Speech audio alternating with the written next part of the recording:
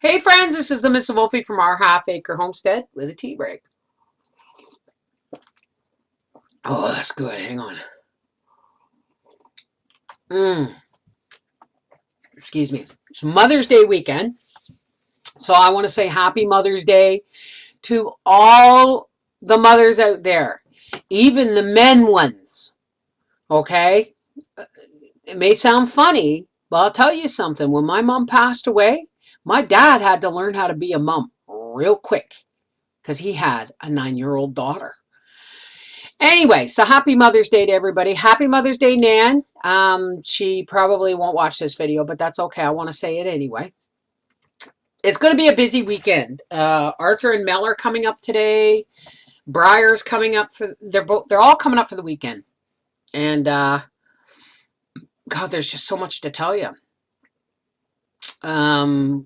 Daddy wants to get some more trees cut this weekend, and because next weekend is the Victoria Day weekend, and we have a backhoe coming, which means we have to have all the trees cut that we need to be cut so Daddy can start pulling stumps. I have to make a sign for this out by the road that says clean fill wanted. And what else is going on? Oh, God. I've had the incubators running nonstop for about 3 months, and I've gotten 3 turkeys. I don't know what it is this year, but I've been really careful, and I don't know if, because most of them have been fertile. Like the last couple of batches, most of them were fertile, but they just get to a certain point and go, no, I don't want to be born. Anyway, so I have no idea. I have 3 incubators going, and that's the last 3. Any more turkey eggs I collect will be used for baking and eating. So there's that.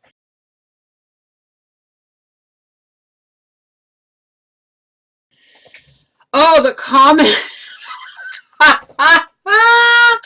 The comments on the repairing of the motor coach this morning. When I woke up, I started reading the comments while I was still in bed on my phone, and I started reading them to Daddy, and oh, what a it's a lovely thing to wake up with laughter. Thank you so much for that.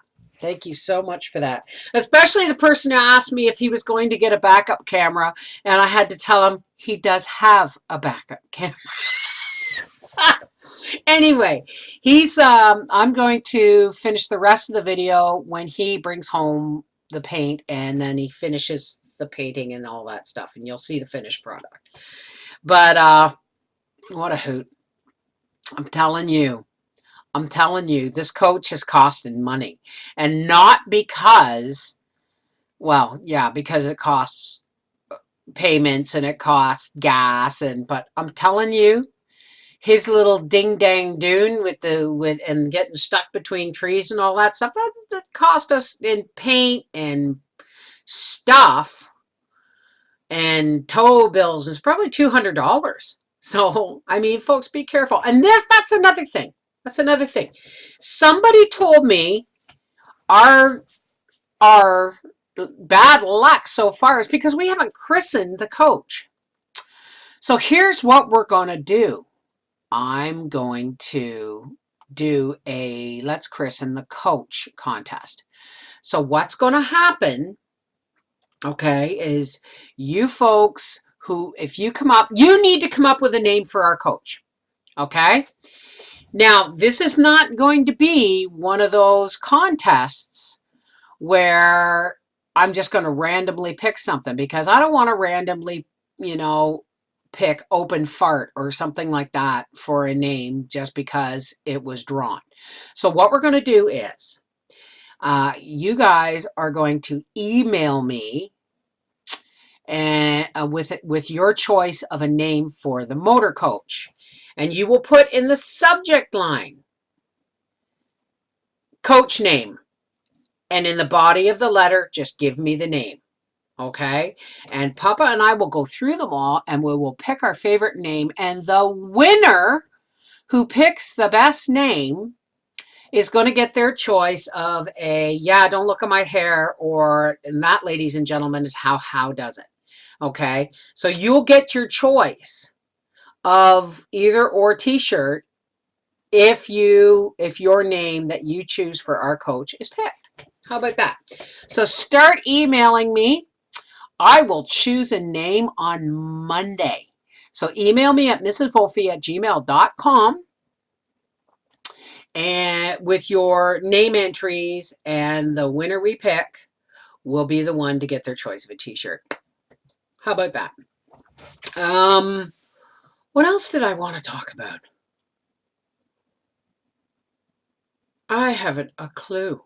There was my apricot tree.